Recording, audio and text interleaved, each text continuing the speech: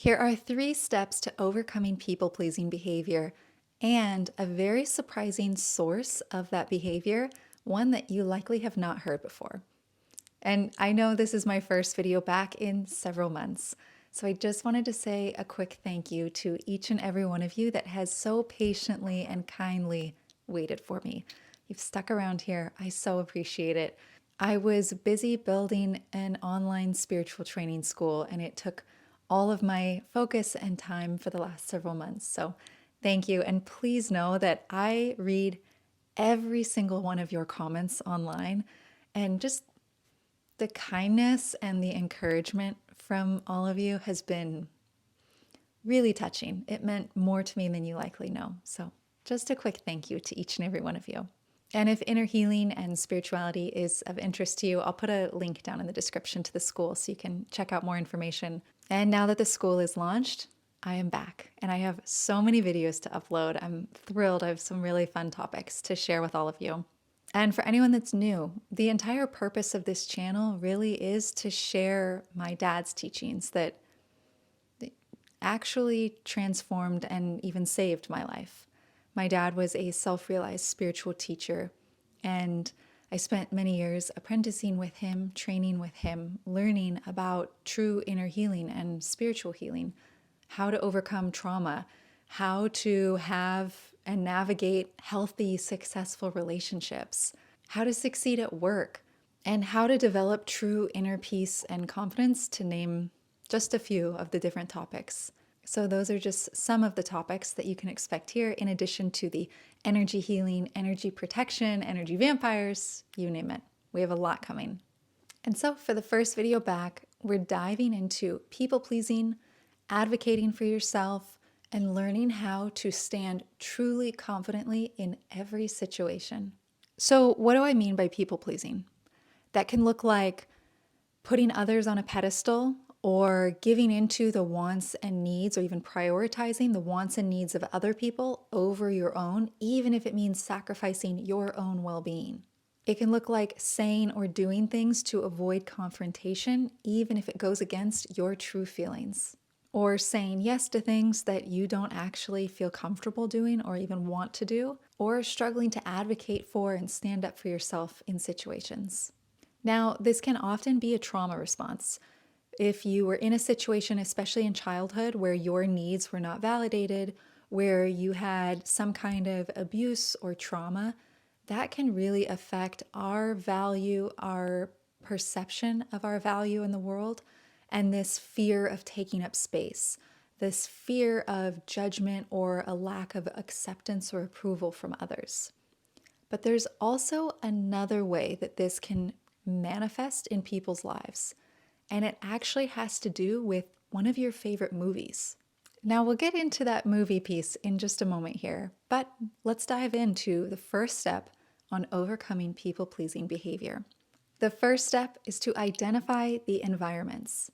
This is very important. I want you to even write down on a piece of paper the exact people, the types of environments, the types of situations you're in where you feel yourself starting to bend or to contort yourself to please others the most. So maybe it's with specific friend groups. Maybe it's with clients or your boss at work. It could be in romantic situations. Maybe it's just with women, just with men.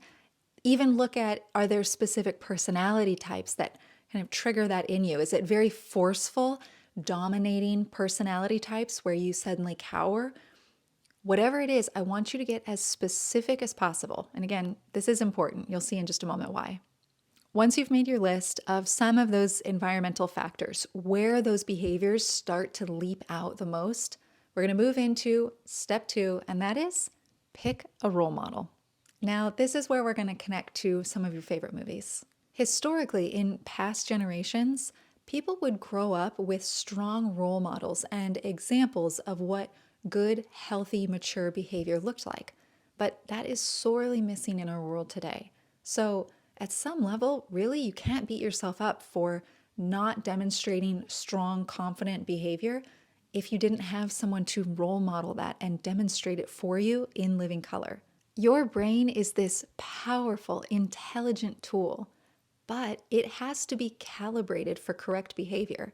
We actually need to train our brain to behave in a successful way. And that is something that very few people are ever taught.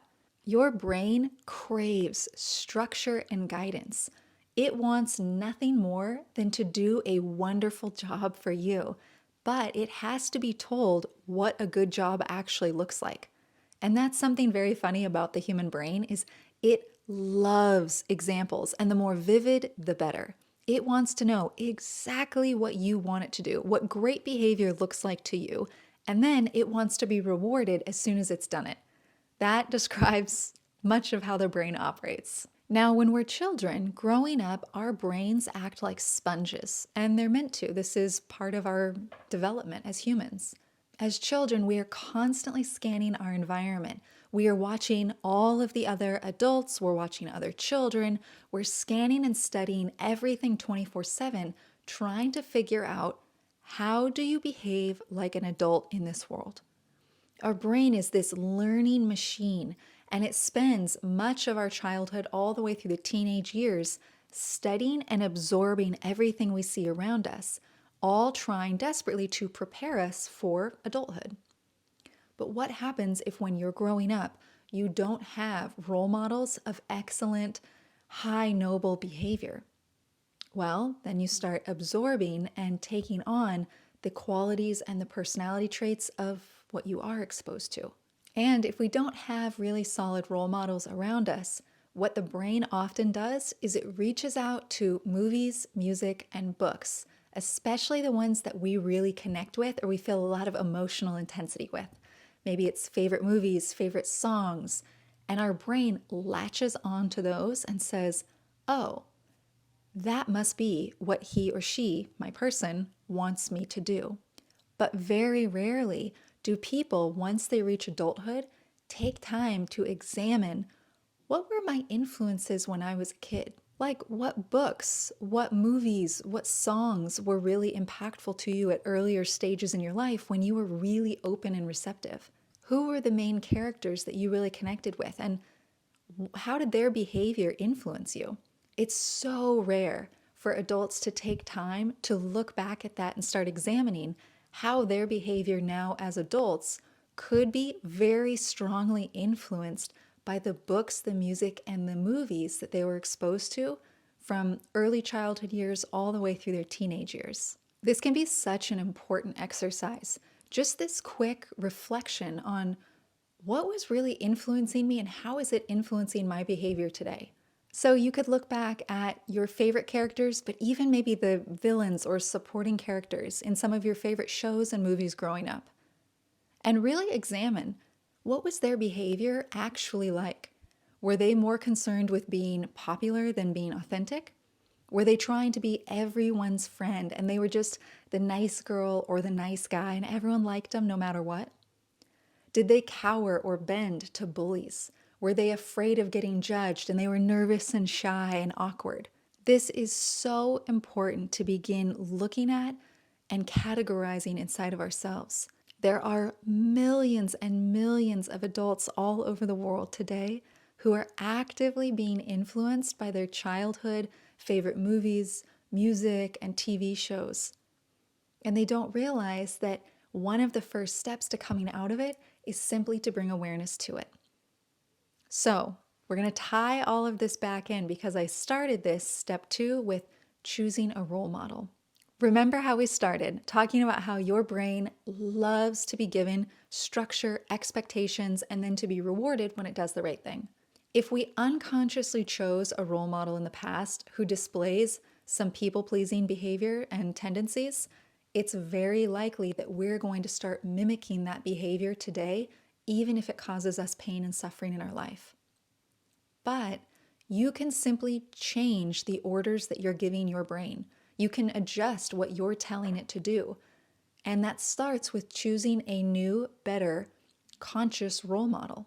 So you can look at historical figures, you can look at different characters in movies and TV shows today, you could look at different figures in leadership around the world, but choose someone who you really admire, someone who radiates quiet confidence, who's poised, who advocates for themselves, who stands up for what they believe in, no matter if everyone in the room is furious at them for doing so. Those people who are genuine leaders. Pick one. And I want you to get a picture in your mind, a very clear one, of who they are and how they behave. I know a lot of people doing this exercise have actually gone online and printed out a photo of whoever their chosen role model is, and they've just tacked it up to the wall by their computer at work so that they can constantly be reminding themselves of who the role model is. That is helping to train the brain of, this is who I want you to behave like now. If you're wanting to hold yourself with, say, more dignity, more poise and confidence, maybe you'll choose someone from a royal family or an important historical figure who really made a mark on society. Now, I want you to have fun with this. So pick someone that you really connect with, that you really admire, even if you say, oh, I could never act like them, but they're so impressive. Wonderful. The bigger, the bolder the example, the better. So really have fun with it and spend a couple moments really picturing how they hold themselves. What kind of energy do they radiate into rooms when they enter? How do they hold themselves? How is their posture? How do they speak? How do they handle someone, say, disrespecting them or trying to belittle them or bully them? Now, in the first step, you identified some of the common situations or environments where those people-pleasing tendencies tend to come out the most in you.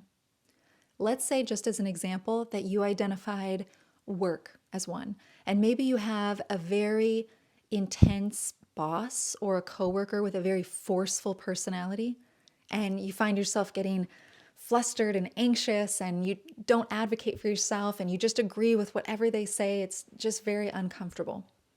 Okay? First, do not beat yourself up. That does nothing for you. Take that off the table. And make sure that in this step, you're choosing a role model who would handle that situation with poise and diplomacy. I would caution to not choose someone who's just going to match the energy of whoever it is that you want to start behaving stronger and more authentically around, because really that's just going to start some kind of like warlike combat. It's not going to solve much. Try to find an example of someone who will rise up higher than that behavior. Someone who has dignity, diplomacy, but true confidence and inner strength, and they're not afraid to show it. So get very clear, have a crystal clear image in your mind of who this person is and how they behave in challenging situations. And with that, we're moving on to step 3. And our final step is the pause. This is so important, and it sounds deceptively simple, but it is critically important, and it can make or break how well this technique works for you. In the first step, you identified those triggering situations. So you're going to now begin implementing the pause before any of those situations. Like with our earlier example with, say, a forceful personality at work who makes you really uncomfortable or flustered. You're going to set aside time. It can be even 30 seconds before you walk into that environment that you have already identified is a bit triggering or encourages that people-pleasing behavior in you. That could look like sitting in the parking lot in your car at work for an extra 30 seconds or 1 minute before you go into the building. It could look like pausing outside of the front door of a restaurant before you walk into a first date. You just stand out on the sidewalk for 30 seconds.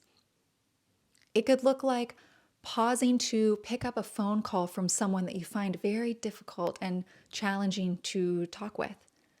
Maybe you let it keep ringing, send it to voicemail, and you'll call them back in a minute. Now we implement the pause. If you can, if you're in an environment where you can do this, close your eyes, but you don't have to. If you're out in public, it's fine. And I want you to immediately visualize the role model. Get crystal clear. You see what they're wearing. You can hear the sound of their voice. This is so important because, like we pointed out, the brain loves structure, and you are reminding the brain, this is your target. This is what I want you to look like, to behave like. I want to carry myself with the confidence and dignity of this person, my role model. I'm going to respond to questions and requests as my role model would.